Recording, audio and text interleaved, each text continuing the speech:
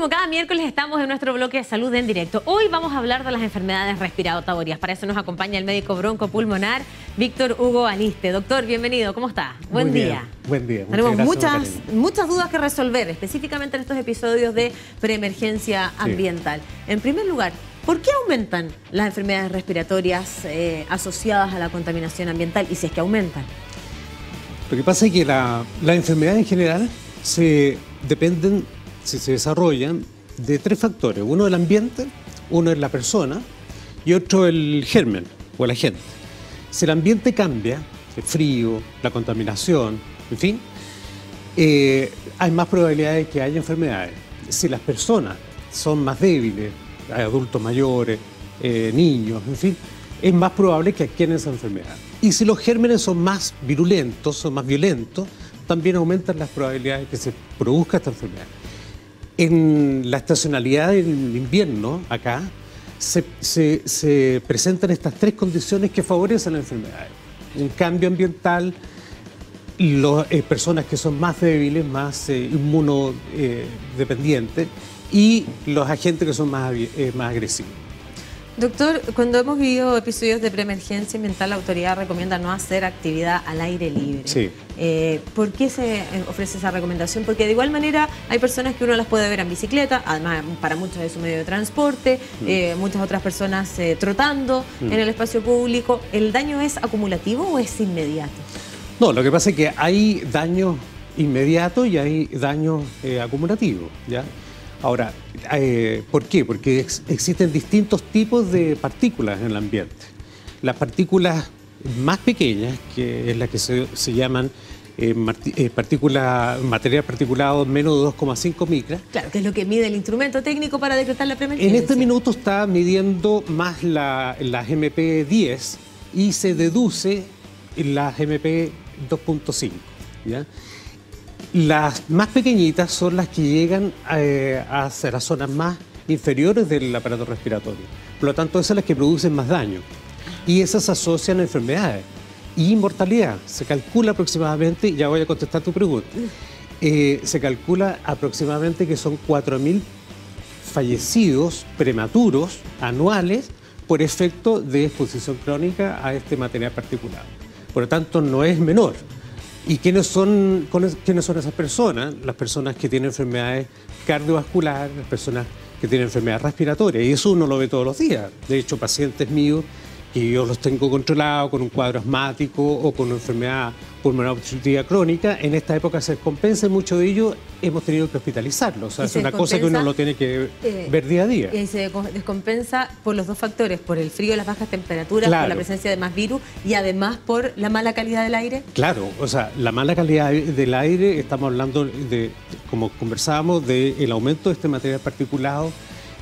Y dentro del material particulado también están los elementos químicos, el ozono, óxido nitroso, el óxido sulfúrico, en fin.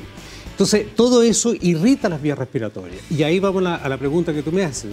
En la medida que tú estás expuesto a ese ambiente y estás haciendo actividad física, estás respirando mayor cantidad de ese aire y eso produce irritación de las vías respiratorias.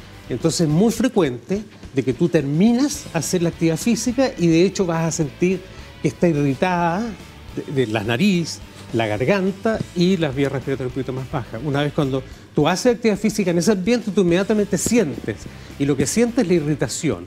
Y al inflamarse las vías respiratorias, pierden la capacidad de defenderse y por eso es más fácil después infectarse. Despejemos todas las dudas. Lo recomendable es no realizar actividad física al aire libre, pero por ejemplo en lugares cerrados, lugares techados, ¿el riesgo es menor? Claro, ahí ya evidentemente que es menor. Por lo tanto, las clases de educación física, disculpen, los establecimientos educacionales, ¿debieran ser suspendidas? Sí, claro. Más allá de que la autoridad lo recomienda, sí. Absolutamente, claro.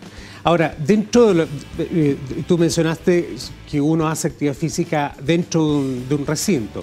A propósito, dentro de un recinto hay que tener mucho cuidado también de la contaminación intradomiciliaria. Esa cuestión es fundamental. Hablemos de eso también. Claro, ¿por qué? Porque en la medida que tú tienes un espacio más pequeño, la concentración de cualquier elemento es mayor. Si ese espacio es más grande, la concentración va a ser menor. O sea, si tú estás en un espacio muy abierto, tiene que ser grandes cantidades de material para que te pueda producir problemas. Pero si tú estás en espacios muy pequeños, pequeñas cantidades de material te van a producir ese otro problema o más. Aquí estamos ¿de qué estamos hablando? Por ejemplo, en los lugares donde donde utilizan la leña. La calefacción. La calefacción como leña, como un elemento de calefacción, es muy frecuente en las enfermedades, tanto agudas como crónicas. De hecho, uno ve que pacientes están expuestos crónicamente desarrollan enfermedades que desarrollan los fumadores. La bronquitis crónica, la bronquitis obstructiva, y uno les pregunta a ellos y nunca han fumado, pero han estado expuestos crónicamente a ese tipo de contaminantes. Ahora, volviéndonos a los ambientes más frecuentes en Santiago, en fin, ahí hay que preocuparse mucho del polvo de habitación, ¿ya? Que eso a su vez induce, como un elemento alérgico, induce también inflamación de las vías respiratorias. Y eso también favorece la infección. Y la humedad, que también trae la aparición de estos hongos que eliminan esporas. Todo eso hace que se va produciendo una irritación de las vías respiratorias y al inflamarse, las capacidades defensivas locales se deterioran. Doctor, las personas de tal vez mayor riesgo, la población de riesgo, de alguna manera aquellos que tienen acceso y la posibilidad de hacerlo, están tratados y por lo tanto tienen la información de su facultativo respecto de, por ejemplo, si es que una persona asmática, los cuidados que tiene que tener, o aquellos que somos padres y tenemos niños pequeños, entonces cómo cuidarlos también. Pero hay una población que está altamente expuesta a la contaminación ambiental, pero que no ve los efectos inmediatos. Por lo tanto, muchas veces hace caso omiso a la recomendación. Por ejemplo, aquellos que trotan frecuentemente por las calles, aquellos que dicen, bueno, si yo tengo la posibilidad de tener una estufa eléctrica porque puedo acceder a ella, pero la verdad es que tengo esta otra, en realidad que me va a hacer, la prendo, etcétera. Hay un impacto real en el largo plazo, como usted señala, y por lo tanto tomar conciencia de aquello, ¿no? O sea, hay un impacto a largo plazo y hay un impacto en el plazo corto también, ¿no? O sea, yo he tenido pacientes muy jovencitos, 16, 17 años, que han hecho neumonias graves que hemos tenido que hospitalizarlos. Y yo siempre les digo a ellos, tú te creías Superman y tengo varios Supermanes que hemos tenido que hospitalizarlos. Por lo tanto, todos estamos expuestos. Desgraciadamente, eso es una vivencia, que todo es una condición humana, de que hasta que te ocurra, ahí tú recién tomas conciencia. Pero uno ve cómo los asmáticos, ¿no es cierto?, en estas épocas, como te digo, aparecen en la consulta. Yo me vuelvo a reencontrar con todos mis pacientes crónicos en esta época. ¿Ya? Y muchos de ellos los tengo que hospitalizar. O sea, eso es una realidad, ¿no? Lo que pasa es que cuesta hacer conciencia, efectivamente. Ahora, ¿para qué decir, pucha, cuánto cuesta hacer conciencia para no contaminar más? ¿Te fijas? Porque si resolviéramos eso, si hubiese un trabajo de educación, de que no siguiéramos contaminando, las cosas cambiarían para las generaciones futuras. Claro. Yo espero, ¿no es cierto?, de lo que nosotros le enseñemos a nuestros niños, eso cambie más adelante. ¿Te fijas? Y de hecho los niños tienen una mayor conciencia ambiental. Bueno, y esa conciencia que también nosotros vamos a replicar esta jornada de Partido de Chile sin asado. Así que gracias por acompañarnos, doctor. Muchas gracias. Que tenga un buen día. Gracias a usted. Hasta luego.